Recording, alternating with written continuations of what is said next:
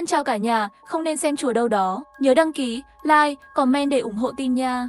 Đứa trẻ hư ở cửa hàng váy cưới, thử mở rèm cửa phòng thay đồ, bị những người trong thấy vợ tôi không mặc quần áo. Bạn gái tức giận tát đứa trẻ hư một cái. Mẹ nó biết chuyện và đè vợ tôi xuống đất. Bảo đứa con hư tát vợ tôi thật mạnh. Trong miệng còn không ngừng khen ngợi đứa con hư của mình. Ngày cưới, vợ mặc váy cưới màu trắng đứng trên mái nhà. Cô ấy khóc và hỏi tôi, nếu em chết, những người làm tổn thương em có cảm thấy tội lỗi không? Họ sẽ không cảm thấy tội lỗi, nhưng anh sẽ để tất cả bọn họ chết cùng em. Nếu em còn yêu anh, nếu như em không nỡ anh giết người, em tuyệt đối đừng nhảy, anh chăm sóc em cả đời. Cô ấy lau nước mắt, nặn ra một nụ cười, xin lỗi, nhưng em không chịu nổi nữa. Mỗi ngày em còn sống em rất muốn chết. Tôi lặng lẽ nhìn cô ấy, không biết phải nói gì nữa. Trong lòng lại có một nỗi buồn, mặc dù tôi yêu cô ấy, nhưng nếu cô ấy nhảy, tôi cũng hiểu. Hôm đó tôi cùng vợ đi thử váy cưới, cô ấy ngượng ngùng hỏi tôi có đẹp không. Trong cửa hàng có một cậu bé được người lớn đưa đến. Sau khi nghe lời khen của tôi, nó lập tức nghịch ngợm kêu lên. Thật xấu xí, vợ rõ ràng cảm thấy rất không vui. Tôi an ủi cô ấy, bảo cô ấy đừng để ý. Lúc này cô ấy mới vui vẻ nói với tôi, vậy anh còn không mau đi mua cho công chúa điện hạ một tách trà sữa. Mặc váy cưới thật sự rất nóng. Tôi vui vẻ đồng ý rồi, chạy đi mua trà sữa cho cô ấy. Bởi vì lần đi này của tôi đã hủy cả đời cô ấy. Khi tôi chạy về với ly trà sữa, thấy cửa hàng áo cưới đầy người. Nhiều người còn lấy điện thoại di động ra ghi hình. Tôi đang tự hỏi chuyện gì đang xảy ra. Khoảnh khắc tôi luồn vào đám đông, nhưng lại thấy vợ tôi mặc quần áo không chỉnh tề nằm trên mặt đất. Cô gái thường được tôi yêu như một công chúa, bị một người phụ nữ đè xuống đất. Đứa trẻ lúc trước đứng bên cạnh cô ấy, giơ tay lên và tát vợ tôi. Khi nó tát vào mặt vợ tôi, phụ nữ còn khen ngợi nó đánh hay lắm. Con yêu à, cứ đánh mạnh vào cho mẹ. Vợ không dám đánh trả, cô chỉ biết lấy hai tay che ngực, khóc lóc nói đừng chụp nữa, làm ơn đừng chụp tôi. Nhưng người qua đường xem náo nhiệt không chê chuyện quá lớn, vẫn chia điện thoại vào cô ấy. Lúc đó tôi tức điên lên, lấy điện thoại video bên cạnh lên và đập vỡ nó. Xông vào cửa hàng và đẩy người phụ nữ đó ra, ôm chặt vợ. Cô ấy đang run rẩy trong vòng tay tôi, khóc lên.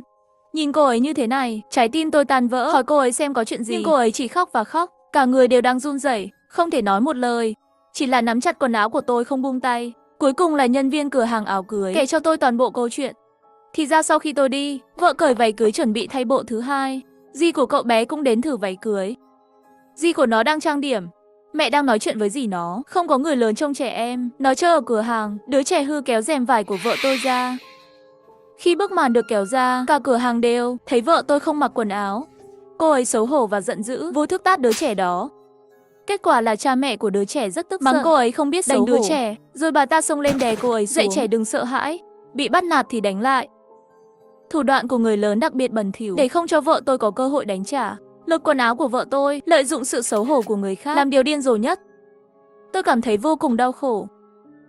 Tôi ôm lấy cô ấy, trong lòng thật sự rất đau khổ, hối hận vì đã để cô ấy một mình trong cửa hàng. Chạy đi mua trà sữa, là đàn ông, ai có thể chấp nhận cô gái mình bảo vệ bị người khác làm nhục, đánh đập. Cửa hàng đã báo cảnh sát rồi, cảnh sát sẽ đến sớm thôi. Người phụ nữ khóc với cảnh sát, nói muốn đưa trẻ đến bệnh viện kiểm tra, nếu trẻ bị đánh có vấn đề, tuyệt đối không tha cho chúng tôi. Một cảnh sát đến hỏi chúng tôi, nhưng vợ tôi vẫn run rẩy trong vòng tay tôi, không thể nói một lời. Tôi nhìn cô ấy như thế này, trong lòng càng ngày càng lo lắng, nói với cảnh sát, đưa vợ tôi đến bệnh viện kiểm tra trước được không? Trông cô ấy có vẻ không đúng lắm. Người phụ nữ đó lập tức hét lên, giả vờ làm gì? Giả bộ à, tôi đã từng cho con tôi bú. Bị người nhìn thấy cũng cảm thấy không có gì. Phụ nữ thật sự nào có trà xanh như vậy. Lúc đó tôi thật sự muốn cắt lưỡi bà ta, nhưng tôi lo lắng hơn cho sự an toàn của vợ tôi. Tôi không thể quan tâm đến cảnh sát bên cạnh, đưa cô ấy ra ngoài. Đến bệnh viện, cảnh sát nói đây có lẽ là bảo vệ. Tình hình cụ thể phải đợi báo cáo thương tích ra trước. Bác sĩ đang làm xét nghiệm cho cô ấy. Bác sĩ cau mày bảo tôi ra ngoài trước. Tôi chỉ có thể ra trước và cậu bé ra ngay sau đó. Thậm chí không phải là vết thương nhẹ, nó chạy đến chỗ mẹ nó, che mặt khóc, nói mình đau. Người phụ nữ ôm đứa bé hung dữ nhìn tôi một cái, không ngừng dỗ dành đứa con, đừng sợ. Sau này nếu còn có người bắt nạt con, chúng ta đều phải đánh trả. Tôi đưa hai tay lên ngực, cầu nguyện đừng có gì xảy ra. Lát sau cửa mở ra, bác sĩ đã ra ngoài, nhưng vợ thì không. Ông ấy nói với chúng tôi rằng tình hình rất phức tạp. Bệnh nhân bị sờ soạng khó thở và cô ấy không ổn định về mặt tinh thần. Tôi sẽ liên hệ với xe cứu thương để chuyển đến bệnh viện trung tâm. Có thể là rối loạn khẩn cấp sau chấn thương. Tôi sửng sốt. Lúc này bà già kiêu ngạo kia cũng chết lặng. Bà ta vội nói, chẳng lẽ chỉ có mình tôi, nghĩ cô ta đang phóng đại. Mấy tuổi rồi?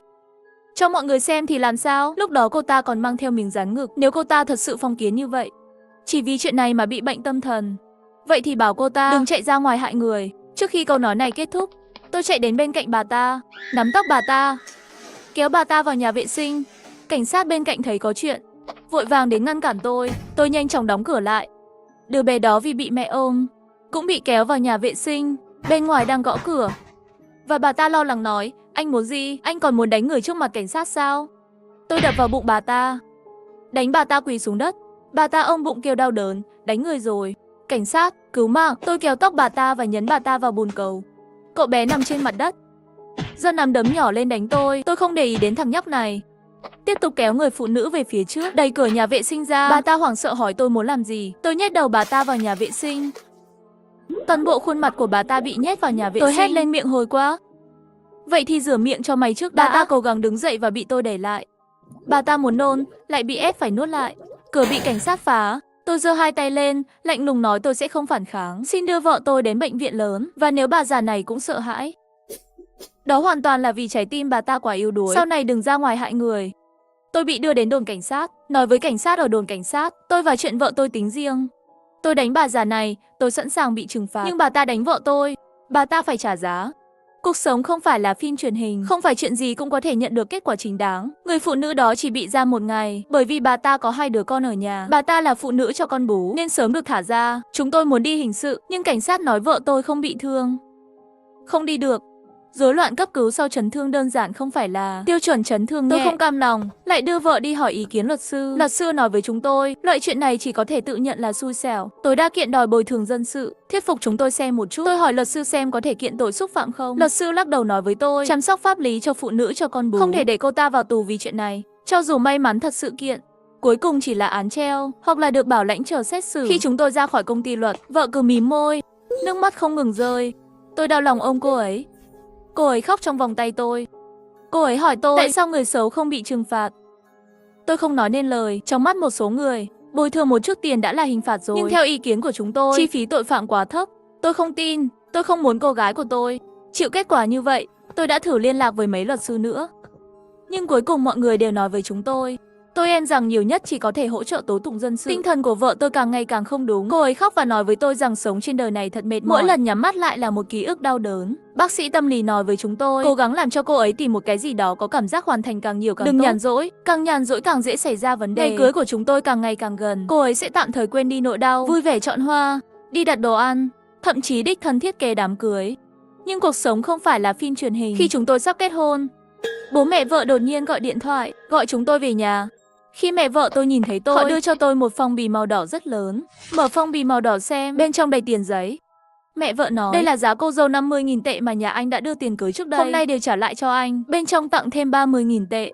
Là bồi thường của tôi không hiểu điều đó có nghĩa là gì. Và bà ấy thở dài và nói với tôi, mong rằng hai người bỏ hôn lễ. Vợ tôi ngơ ngác, mấy ngày nay cô ấy chạy trước chạy sau đám cưới.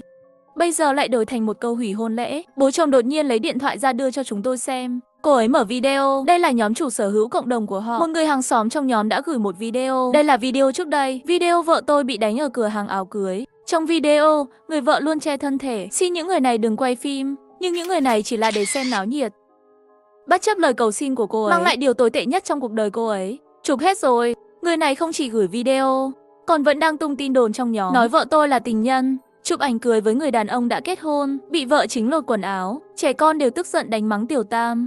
Tôi và vợ tôi đều sửng sốt. Chuyện rõ ràng không phải như vậy, nhưng khi họ bịa ra câu chuyện máu chó như vậy, làm cho nội dung video có vẻ rất hợp lý ngay lập tức. Bà ta rất phấn khích, còn gửi một cái vẻ mặt khóc, lại nói trong nhóm, một đứa trẻ nhỏ như vậy biết bảo vệ mẹ mình. Người phụ nữ này đúng là một con hồ ly hôi thối. Chuyển tiếp đi, phơi bày người phụ nữ vô liêm sỉ này. Sự tức giận trong cộng đồng chủ sở hữu, mọi người đang chửi vợ tôi. Họ nghe này nghe nọ, mất khả năng suy nghĩ độc lập. Tôi hỏi mẹ vợ tại sao hai người không làm rõ chuyện này. Mẹ vợ nói, tôi không thể làm rõ. May mà hôm đó hai người trang điểm cô dâu, những người hàng xóm này không nhận ra. Miễn là tôi không nói chuyện, họ sẽ không biết đó là con gái tôi. Vợ nhìn mẹ vợ, cô ấy nói chuyện run rẩy. Mẹ để họ không biết đó là con gái mẹ. Mẹ chỉ muốn họ nói linh tinh thôi sao? Mẹ vợ nói tôi làm vậy là vì lợi ích của con. Chuyện đến mức này, đừng có tổ chức đám cưới nữa. Thật xấu hổ. Vợ tôi ngắt lời bà ta, khóc nói, cha, con không phải là loại người được nói trên mạng. Tại sao không thể kết hôn? Con nghĩ tôi không muốn con gái tôi kết hôn sao? Con đã trang điểm cô dâu. Đến lúc đó mọi người sẽ nhận ra người trong video là con. Con có nghĩ rằng đám cưới của con sẽ hạnh phúc? Con nghĩ mọi người sẽ chúc phúc cho con sao? Hay là sẽ thầm cười nhạo con? Mẹ chỉ là vì muốn tốt cho con. Sao con không hiểu?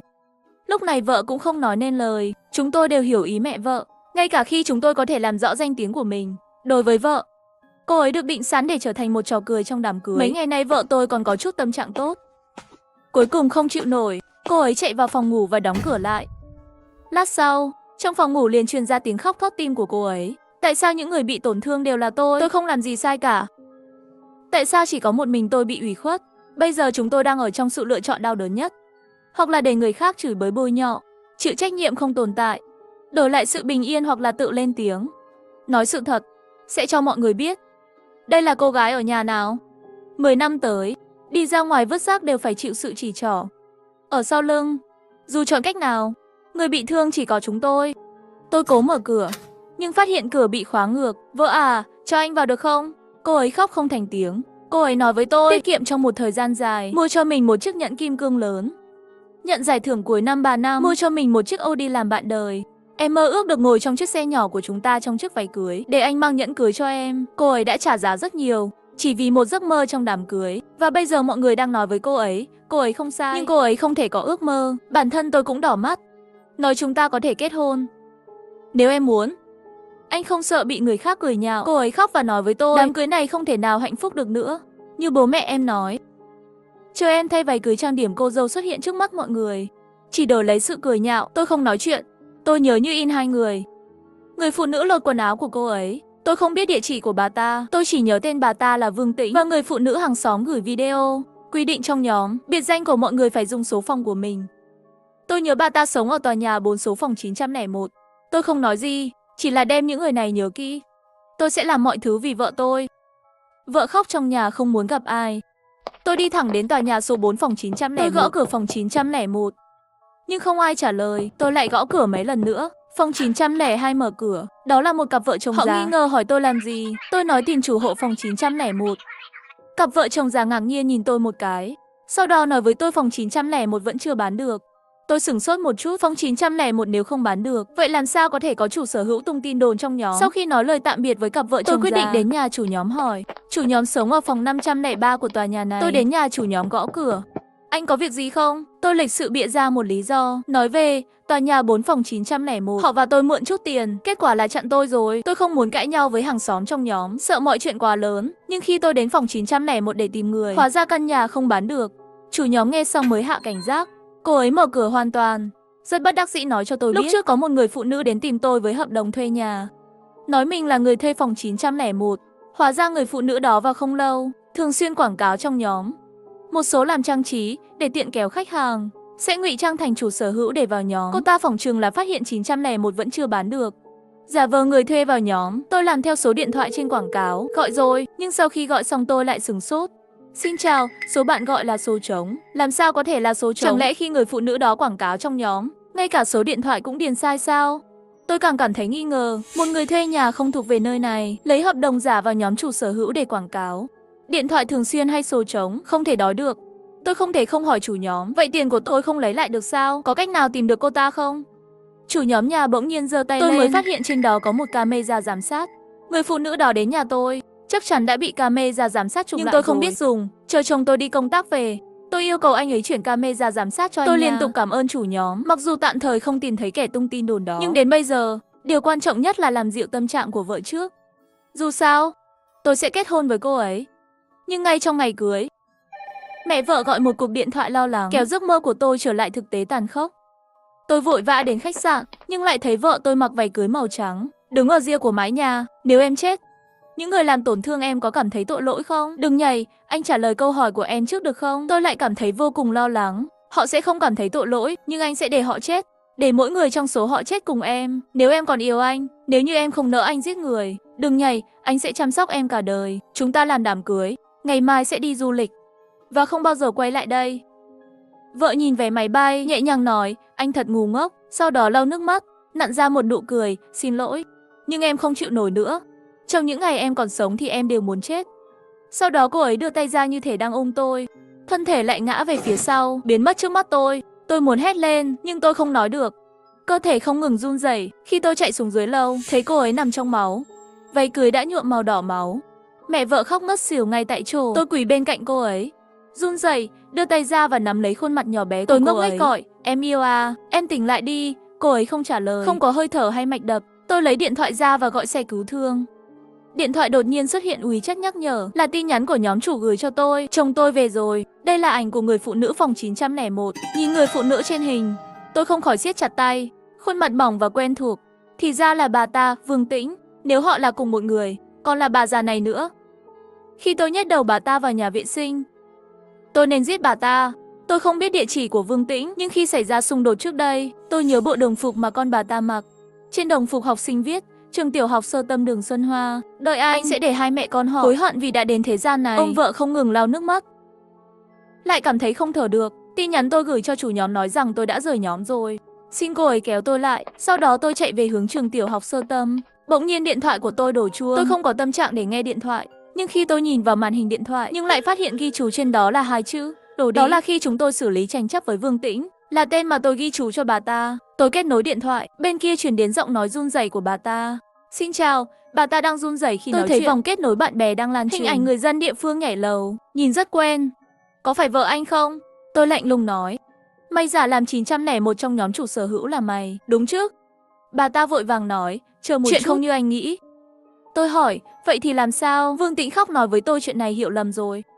Lúc trước ở cửa hàng cưới, anh làm vỡ điện thoại của một người, ngăn anh ta chụp ảnh vợ anh. Sau đó chúng tôi bị đưa đến đồn cảnh sát. Dì của con tôi chứng minh tôi chỉ đè lên vợ anh, không đánh cô ấy. Cố ý tự bỏ tiền túi sửa điện thoại của người đó, lấy một đoạn video làm bằng chứng, sau đó lại giấu cảnh sát, tự sao lưu một video. Tôi đã cố gắng tìm hiểu, có thể dùng cách này để ghê tởm anh. Vương Tĩnh vội vàng nói ý định ban đầu của tôi chỉ là muốn trút giận. Tôi không ép người ta nhảy lầu. Tại sao vợ anh luôn cực đoan như vậy? Cô ta luôn phải dùng cách cực đoan nhất. Giải quyết vấn đề sao? Tôi ngắt lời bà ta. Bây giờ bà gọi điện để nói gì? Bà ta thì thầm rằng tôi tan làm lúc 8 giờ. Tôi muốn hỏi vợ anh đang ở bệnh viện nào. Tôi sẽ đến tìm các anh sau khi tan làm. Chúng ta nói chuyện nhé. Bệnh viện Nhân dân. Tôi nói xong liền cúp máy. Nhưng tôi vẫn tiếp tục chạy về hướng trường tiểu học sơ tâm. Bà ta muốn nói chuyện, nhưng tôi không định nói chuyện. Nhưng khi tôi đến trường tiểu học sơ tâm, tôi thấy một cảnh tượng mỉa mai. Tôi thấy Vương Tĩnh ôm đứa bé, vội vàng rời khỏi trường. Nhìn thấy cảnh này, lòng tôi tràn đầy lạnh lẽo. Kẻ lừa đảo, bà ta nói bà ta tan làm lúc 8 giờ. Bây giờ lại vội vàng đón con về học sớm. Tôi sợ bà ta chỉ muốn chạy trốn. Tôi lập tức theo kịp Vương Tĩnh. Cuối cùng Vương Tĩnh đến trạm xe buýt đường dài. Chúng tôi đi thẳng vào nhà ga. Bà ta ôm đứa bé chạy nhanh đến quầy bán vé. Nhưng đứa trẻ trong vòng tay bà ta hét lên, mẹ ơi, con đã nói rất nhiều lần rồi, con phải đi vệ sinh. Con không thể nhịn được nữa. Vương Tĩnh không lập tức đồng ý với đứa bé, mà là xem thời gian khởi hành trước. Sau khi xác nhận có thời gian rảnh, bà ta mới dẫn đứa bé đi vào nhà vệ sinh. Bà ta ôm đứa bé đi bộ, đặt đầu trẻ lên vai. Như thế này, đứa bé đang đối mặt với tôi. Nó thấy tôi mở to mắt.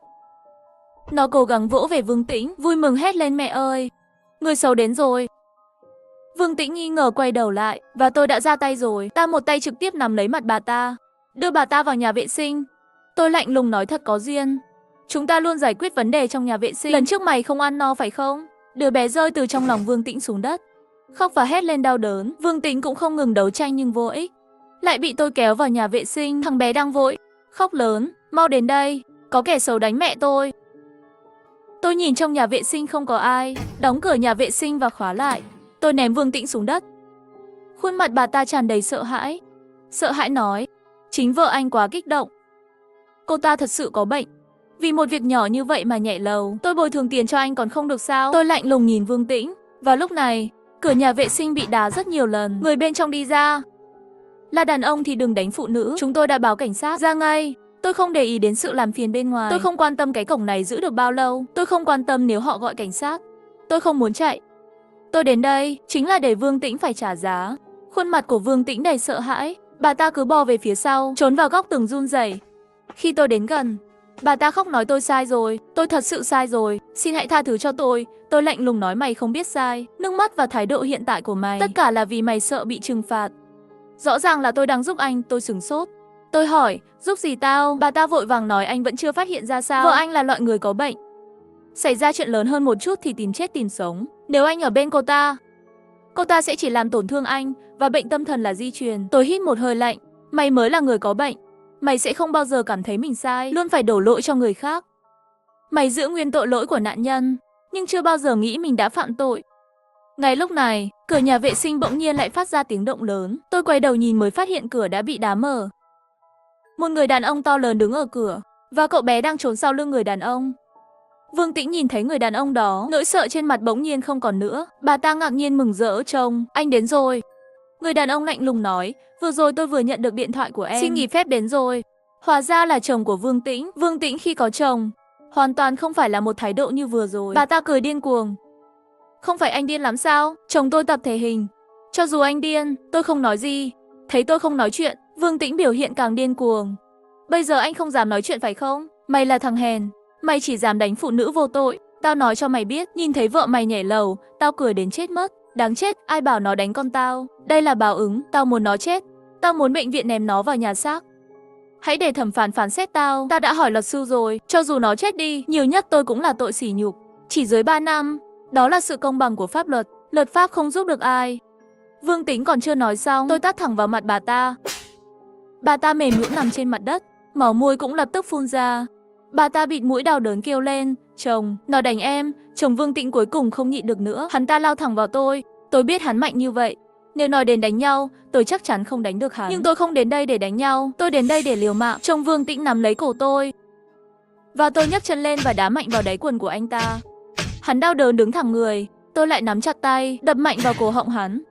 Hắn cảm thấy khó thở quá, đau đớn che cổ mình, và tôi lại ôm đầu anh ta, nâng đầu gối lên, đập toàn lực vào sống mũi của hắn. Chồng Vương Tĩnh mạnh mẽ bỗng nhiên không còn sức lực. Hắn nôn ra một ngụm máu, nhẹ nhàng ngã xuống đất co giật. Tôi không đến đây để đánh nhau, tôi đến đây để liều mạng. Nhà vệ sinh công cộng rơi vào im lặng. Vương Tĩnh ngơ ngác, cậu bé cũng ngốc nghếch nhìn tôi. An ninh nhà ga đã muốn ra tay, lúc này chỉ có thể đứng ở cửa. Bỗng nhiên cậu bé khóc. Hắn chạy về phía tôi, đánh mạnh, khóc nói người xấu. Mày đánh mẹ tao, mày đánh bố tao. Tao là người xấu. Tôi nhìn đứa bé, nghiêm túc mà nói, hãy nhớ khuôn mặt này của tao. Hãy nhớ những gì tao đã làm với bố mẹ mày, luôn nhớ trong lòng. Tôi tóm lấy cậu bé, trực tiếp đưa nó vào nhà vệ sinh công cộng. Nó nằm trên mặt đất khóc lóc. Và tôi từ từ đóng cửa lại, và bảo vệ cũng không dám động đậy nữa. Lương hàng tháng mấy nghìn, không đáng để ông ta liều mạng. Tôi đem cánh tay của chồng Vương Tĩnh cho mắc kẹt trong khe hở của cửa nhà vệ sinh. Chỉ cần bên ngoài thử mở cửa, mỗi khi cánh cửa mở ra một chút, sẽ chết đè lên cánh tay của chồng Vương Tĩnh. Sau khi làm tất cả những điều này, tôi lấy điện thoại ra, chĩa vào mặt Vương Tĩnh. Tôi nói, hãy nói về hành động xấu xa mà mày đã phạm phải trước đây. Vương Tĩnh lau máu mũi, bà ta run rẩy nhìn camera, hoàn toàn mất đi sự kiêu ngạo vừa rồi, chỉ có thể thành thật nói với camera. Tôi không biết xấu hổ, tôi lẻn vào nhóm chủ sở hữu, tôi nói xấu mọi người, tôi không chăm sóc tốt con cái của mình, tất cả là lỗi của tôi. Bà ta nói chuyện với camera, cũng là nói rõ tội ác của mình. Sau đó bà ta nhỏ giọng hỏi tôi, có thể tha cho chúng ta không? Tôi lắc đầu, nghiêm túc mà nói với bà ta, mày biết không, nói dối một cái miệng, bác bỏ tin đồn chạy gãy chân. Tuyên bố xin lỗi của mày không nhất định có thể để mọi người nhìn thấy. Cách duy nhất là mở rộng phạm 6. Mọi người không thể không chuyển tiếp video của mày khi họ nhìn thấy sao? Đó là video xin lỗi của mày, phải có chỗ bắt mắt. Nghe lời tôi nói, Vương Tĩnh vô thức giữ chặt quần áo của mình. Bà ta nói một cách cuồng loạn, đừng nghĩ đến chuyện đó. Tôi liếc mắt nhìn bà ta, mày nghĩ nhiều quá. Tôi đặt, lấy giỏ giấy vụn bên trong thùng rác bên cạnh ra, ném trước mặt bà ta. Bà ta sửng sốt, và tôi nhắm camera vào bà ta, rất nghiêm túc nói, phải không? Điều này hấp dẫn hơn là mày cởi quần áo. Vương Tĩnh ngơ ngác nhìn giỏ giấy. Bà ta tiến lên nhìn kỹ hơn một chút, không thể ngừng nôn lên. Bà ta khóc nói, mày giết tao đi, mày giết tao đi. Tôi cau mày, không kiên nhẫn nói, chẳng lẽ tao là người duy nhất nghĩ mày có bệnh thần kinh sao? Tìm kiếm sự sống và cái chết cho một việc nhỏ. Tại sao mỗi khi mày gặp phải chuyện vớ vẩn, tất cả đều phải giải quyết theo cách cực đoan nhất? Tôi không nghĩ mình quá đáng, tôi chỉ nói lại những gì bà ta đã nói. Nhưng Vương Tĩnh thật sự quá cực đoan. Bà ta bỗng nhiên trực tiếp hướng phía sau tường đâm qua. Tôi kéo bà ta quay lại, tôi nắm lấy đầu bà ta, trực tiếp ấn vào thùng rác. Cuộc đấu tranh đau đớn của bà ta. Và tôi lạnh lùng nói, muốn chết. Xin lỗi, cuộc sống của mày không quan trọng bằng danh tiếng của vợ tao. Bên ngoài bỗng nhiên vang lên còi cảnh sát. Tôi nhìn thời gian, nhanh vậy, chỉ vài phút thôi, nhưng không sao. Tôi chưa bao giờ muốn chạy trốn, tôi không sợ ngồi tù, chỉ là không có cô ấy, tôi không thể chịu nổi một ngày. Vương Tĩnh ngã xuống đất, cảnh sát nhanh chóng đá cửa. Chồng của Vương Tĩnh bỗng nhiên tỉnh dậy vì đau, kêu lên tiếng hét đau lòng. Cảnh sát bên ngoài nhìn thấy chuyện này, nhất thời không dám đạp cửa nữa. Anh Di ơi, đừng làm loạn, anh có vấn đề gì? Anh có thể nói với cảnh sát, đừng làm gì ngu ngốc. Vương Tĩnh lau sạch chất nôn vàng ở khóe miệng, kêu lên, cảnh sát, mau giết hắn đi. Tôi đã xem WeChat, chủ nhóm đã mời tôi vào nhóm rồi. Tôi đã gửi video của Vương Tĩnh trực tiếp trong nhóm, sau đó gửi liên tiếp 3 phong bì màu đỏ. Chẳng bao lâu sau, điện thoại của tôi bắt đầu rung như điên. Tôi biết trong nhóm chắc chắn đang bùng nổ rồi. Vương Tĩnh còn đang khóc, mau bắn đi. Hắn đang ở sau cửa, cảnh sát bên ngoài đang gấp.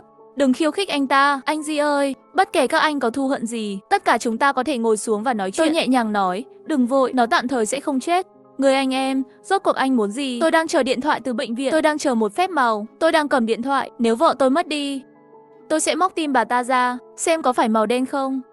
Cảnh sát bên ngoài sửng sốt, vội vàng nói, vợ anh đang ở bệnh viện phải không? Chúng tôi giúp anh liên hệ với bệnh viện. Tên cô ấy là gì? Ở bệnh viện nào? Chẳng lẽ là người hôm nay nhảy lầu? Phải.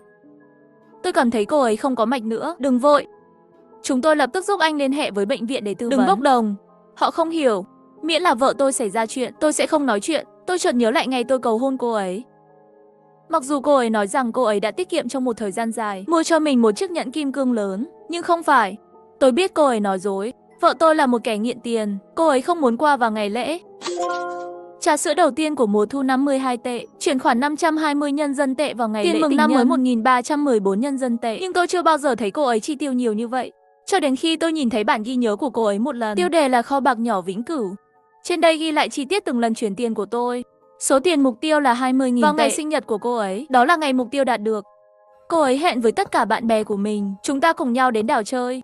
Kết quả là cô ấy đã mua chuộc nhân viên nhà nghỉ, đặt cánh hoa hồng trong nhà. Trên tường cũng dán đầy ảnh của chúng tôi. Cô ấy nhét một cái hộp nhỏ vào túi tôi.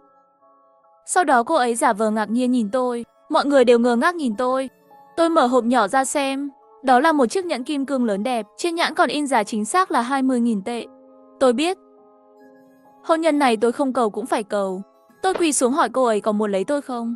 Bất kể sinh lão bệnh tử, chúng ta phụ thuộc vào nhau trong cuộc sống này. Nước mắt cô ấy trào ra, chui vào vòng tay tôi, cười nói cho tôi biết, cho dù cô ấy chết rồi, cũng phải cả ngày trôi nổi bên cạnh tôi quấn lấy tôi. Tôi thật ngu ngốc. Tôi chỉ muốn ôm cô ấy cười khúc khích, nhưng lại quên để cho cô ấy than vài tiếng. Bỗng nhiên một quả bom khói được ném vào. Nhà vệ sinh nhỏ bé bỗng nhiên có khói bốc lên, cảnh sát trực tiếp đập vỡ bức tường bên cạnh cửa. Tất cả chúng tôi đều bị cảnh sát lôi ra, và Vương Tĩnh khóc bên cạnh cảnh sát. Kể hết tội ác của tôi, và tôi nhìn bà ta không thể nhịn được cười. Cảnh sát đến sớm, mày chưa chết. Tao không thể tuyên án nặng, tao sẽ để mắt đến mày cho đến ngày tao ra tù. Tao muốn cả gia đình mày phải chết. Tao muốn chúng mày thức dậy sau cơn ác mộng mỗi ngày đều sợ tao được thả sớm. Miễn là tao còn sống một ngày, chúng mày sẽ không dám ngủ. Vương Tĩnh kinh hoàng nhìn tôi. Bà ta nắm lấy tay viên cảnh sát và khóc. Anh có thấy không? Hắn điên rồi, bắn hắn đi. Vẻ mặt sợ hãi của bà ta như thể là chất kích thích của tôi. Ngay cả khi tôi bị mắc kẹt trong đồn cảnh sát để tôi vẫn không thể ngừng cười đắc ý. Viên cảnh sát cười hỏi tôi cười cái gì. Bảo tôi hợp tác đàng hoàng. Tôi nói tôi không hợp tác, tôi sẽ ra tù. Tôi ra ngoài giết cả gia đình họ. Một cảnh sát bên cạnh thở dài, lấy điện thoại ra đi tới trước mặt tôi. Trên điện thoại đó là kết nối video. Tôi sửng sốt. Tôi thấy vợ tôi nằm trên giường bệnh, mắt mở yếu ớt. Vợ anh được cứu rồi, phối hợp đàng hoàng, sớm ra ngoài ở với vợ anh. Xem video, cuối cùng tôi cũng không kìm được nước mắt. Tôi nhất định sẽ hợp tác tốt. Vương Tĩnh bị thương nhẹ, chồng của Vương Tĩnh bị thương nhẹ. Theo nguyên tắc, tôi sẽ bị kết án dưới 3 năm. Nhưng điều tôi không ngờ là nhà Vương Tĩnh lại đưa ra thông báo thông cảm. Đáng lẽ tôi phải bị kết án dưới 3 năm, nhưng nhà Vương Tĩnh lại đưa ra thông báo thông cảm. Tôi hỏi luật sư chuyện gì đang xảy ra. Anh ấy nói bây giờ là tình huống như vậy. Có tin tức được tìm thấy. Vương Tĩnh đặc biệt sợ anh ra ngoài trả thù. Bà ta muốn bán nhà, nhưng giá nhà ở khu phố của bà ta giảm rất mạnh. Nếu bà ta muốn bán nhanh, phải mất 60 vạn tệ. Tôi ngạc nhiên nói làm sao bà ta có thể ích kỷ như vậy. Bà ta chuyển đi, có nghĩ đến cảm giác của tôi bà ta rất vất vả. Vấn đề là người ta bây giờ không nỡ thua lỗ nhiều như vậy. Chỉ muốn thương lượng với anh thôi, hy vọng có thể tạm như thế. Dựa vào cái gì yêu cầu bạn chi phí y tế. Và video của bà ta được lan truyền rộng rãi. Người dân địa phương gần như biết hết. Ngay khi bà ta ra ngoài, người khác sẽ nói, xem đi, là kẻ ăn cướp đó. Tôi không thể nhịn được cười. Tôi thích cách mọi người gọi bà ta. Luật sư nghiêm túc nói rằng bà ta bây giờ có tiếng xấu. Bà ta và chồng bà ta cũng bị anh đánh. Vợ anh bị thương nặng hơn. Nhưng bây giờ mọi người đều biết vợ anh bị oan uổng. Ý của Vương Tĩnh Giai là hy vọng có thể hoàn toàn buông bỏ. Oan oan tương báo đến bao giờ chứ? Tôi đang suy nghĩ. Luật sư thấy tôi đang nghĩ, rất chân thành nói, coi như là vì có thể ra sớm ở với vợ. Án treo là kết quả tốt nhất. Nếu anh ép buộc bà ta sẽ mất 600.000 tệ để đưa anh vào tù. Tôi hỏi anh ta, phòng khu đó mua bao nhiêu tiền? Nghe nói là mua 3 triệu tệ. Tôi chấp nhận điều kiện của họ. Tôi bị quản chế. Công ty cô cũng không cần tôi nữa. Nhưng mất việc không có nghĩa là tôi không thể kiếm tiền. Nhân viên chính phủ đến hỏi tôi có kế hoạch gì không. Tôi cẩn thận hỏi họ, tôi có thể mở một cửa hàng nước sốt không? Họ nói tất nhiên là được rồi. Họ rất khuyến khích người bị quản chế làm việc. Vì vậy, tôi đã thương lượng với vợ tôi. Tôi mở cửa hàng đối diện trường tiểu học Sơ Tâm. Mở một cửa hàng nước sốt. Bạn bè của tôi luôn đến ủng hộ. Mỗi khi tan học, Sẽ có bạn bè đến cửa hàng của tôi trò chuyện, sau đó hỏi tôi một cái đầu vịt ướp. Mỗi khi họ mua đầu vịt ướp, con trai của Vương Tĩnh luôn đi ra cổng trường. Tôi cầm đầu vịt nói với bạn tôi, bạn mua đầu vịt đi. Có người nói không muốn ăn đầu vịt. Tôi nói, không, anh muốn. Thế là tôi giơ dao lên, nhìn chằm chằm vào đứa trẻ đó, chặt mạnh vào đầu vịt. Một tiếng phập. Vương Kiến Tử luôn sợ hãi, sắc mặt tái nhợt, quay đầu và chạy. Theo thời gian, Vương Tĩnh không chịu nổi nữa. Bà ta cố ý gọi cảnh sát đến tìm tôi. Bà ta kéo tay cảnh sát khóc nói, rõ ràng anh ta đã đồng ý không tranh chấp với nhà tôi nữa. Hắn ngày nào cũng dọa trẻ con tôi sợ quá không dám đến lớp. Nhà ở khu học tránh tôi mua 3 triệu. Tôi ngạc nhiên nói, tao làm con mày sợ lúc nào chứ? Ôi chúa ơi, tao là người duy nhất nghĩ rằng mày đang làm ầm ĩ, tao chỉ đang bán hàng. Anh xem đơn hàng của tôi lấy đơn hàng ra cho anh ta xem, trên đó chứng minh rõ ràng rồi. Tôi thực sự bán đầu vịt vào thời điểm đó. Vương Tĩnh vội vàng nói, nhà anh nhiều hương vị như vậy. Mỗi khi con trai tôi ra ngoài, anh vừa vặn bán đầu vịt đúng không? À, đầu vịt nhà tao bán chạy lắm, đầu vịt chặt ra ăn mới tiện. Tao cũng bán sườn bò, vậy phải chặt thêm vài cái nữa. Vậy tại sao anh cứ nhìn chằm chằm vào con trai tôi khi anh chặt? Tao làm dao giỏi lắm, không cần nhìn là có thể chặt vừa ổn định. Tao trên chỗ nào mày cũng phải quan tâm. Tao chỉ nhìn vào cổng trường tiểu học và nghĩ rằng trường này là vài năm nữa để con tôi đọc. Vương Tĩnh tức giận đỏ bừng mặt, không thể nói một lời. Vợ tôi ở bên cạnh khuyên cảnh sát, chồng tôi đúng là bán đầu vịt. Tất cả là do anh ấy nghĩ quá nhiều. Con của Vương Tĩnh cũng không hiểu sao, không có bất kỳ vấn đề gì, không chịu học nữa. Tôi rất tiếc cho nó, thậm chí không nhịn được ăn 3 bát cơm. Cuối cùng Vương Tĩnh vẫn chỉ có thể bán nhà, chuyển nhà với đứa trẻ. Người ta nói rằng bà ta đã mất tổng cộng 800.000 bao gồm các khoản vay ngân hàng. Bà ta mất hết tiền của mình. Nhưng tình cờ cửa hàng nước sốt của tôi làm ăn rất tốt, luôn có rất nhiều người trước khi uống rượu, đặc biệt đến chỗ tôi mua hương vị ướp. Họ nói tôi là một người đàn ông nên ủng hộ đàn ông. Hóa ra là câu chuyện của tôi lan truyền khắp khu phố. Rất nhiều quý ông đã trở thành những người ủng hộ tôi. Đêm vợ ôm cánh tay tôi, bởi vì trong vòng tay tôi, đi bộ trên đường với tôi. Chỗ này không xa nhà mới của chúng tôi luôn đi bộ về nhà. Tôi thì thầm vợ, chúng ta đóng cửa 1 tháng đi. Cô ấy sửng sốt một chút. Không phải em muốn đám cưới sao? Anh muốn đi du lịch cùng em, kết hôn với em, tuần trăng mật với em. Vợ ngạc nhiên nói, điên rồi, doanh thu hàng ngày hơn 2.000 đồng.